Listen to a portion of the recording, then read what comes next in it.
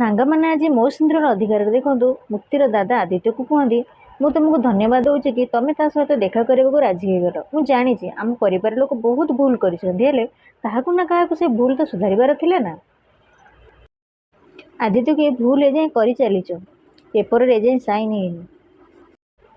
ମୁଁ ଗୋଟେ ମିନିଟ୍ ବି ୱେଟ୍ କରିପାରିବିନି। ମୁକ୍ତିର ଦାଦା କୁହନ୍ତି, ଗୋଟେ ମିନିଟ୍ ଆଦିତ୍ୟ ବାବୁ, ମୋ କଥା ଟିକେ ଶୁଣ। ଏଥିରେ ତମର ହିଁ ଲାଭ ଅଛି। ତମର ଜମି ଦରକାର ନା, ତମକୁ ଜମି ମିଳିଯିବ, ଆଉ ସେ ବି 2 ଗୁଣା ଅଧିକ।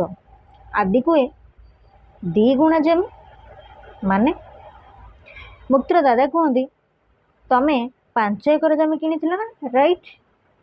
କିନ୍ତୁ ମୁଁ ତମକୁ ଆଉ 5 ଏକର ଜମି ଦେବି, କିନ୍ତୁ ସେଥିରେ ମୋର ଗୋଟେ ସର୍ତ୍ତ ଅଛି। ଆଦୌ କି ସର୍ତ୍ତ? କି ସର୍ତ୍ତ? ମୁକ୍ତିର ଦାଦା କୁହନ୍ତି, ତମକୁ ମୁକ୍ତି ସହିତ ବିବାହ କରିବାକୁ ପଡ଼ିବ।